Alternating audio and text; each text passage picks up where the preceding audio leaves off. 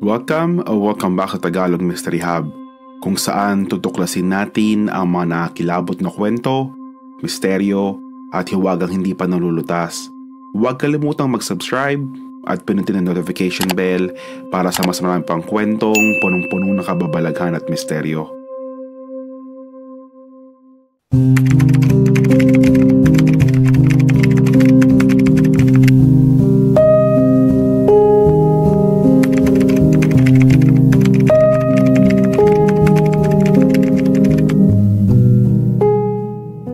Sa paanan ng Mount Meeker, isang nakamanghang bundok sa Rocky Mountain National Park, matatagpuan ang Camp St. Malo, isang Catholic summer camp na pinapalibutan ng malalawak na kagubatan, dumadaloy na ilog at malatarik na bangin.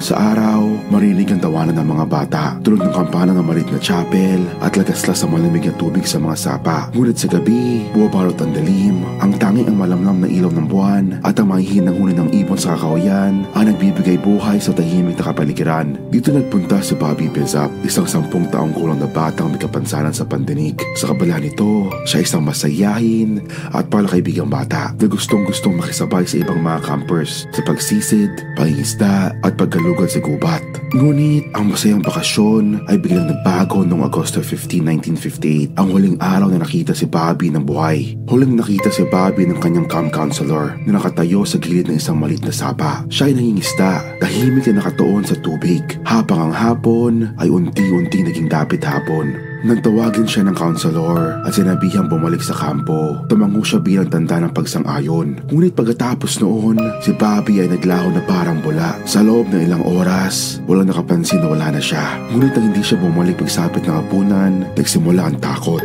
Ang tahimik at mapayapang kampo ay napalitan ng pangamba. Tawag ng mga nag-aalalang kuro at lagastas sa mga paang nagmamadali sa kakawayan. Nang hindi siya matagpuan matapos ang ilang oras, agad sinimulan ang isang malawakang search and rescue operation. Mahigit 400 na kataong sumali sa paghahanap, kasama ang mga sundalo, park rangers at mga voluntaryo. Gamit ang bloodhounds, sinubukan nilang sundan ang amoy ni Bobby. Ngunit ang bakas ay biglang tumigil sa isang clearing. Parang may isang bagay na umangat sa kanya mula sa lupa. Helicopters ang ginamit upang masuyod ang malalawak na kagubatan, malatarik na bangin at malalalim na lambak.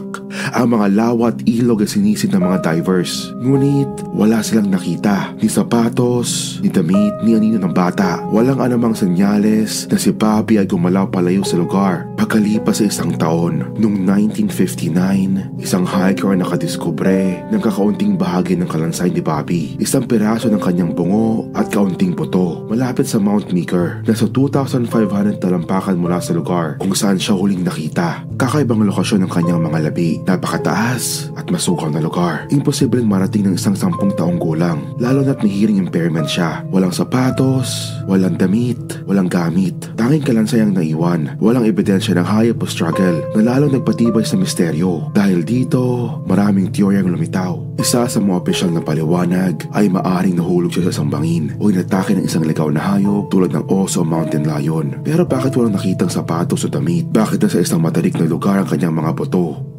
May naniniwala na maaaring may tumukot kay Bobby at inalayo siya bago iiwan ang kanyang mga labi sa bundok. Pero bakit walang nakakita ng kakaibang kilos sa kampo? May mga ulat na malalaking nilalang sa Rocky Mountains na ayon sa mga campers at hikers ay parang Bigfoot.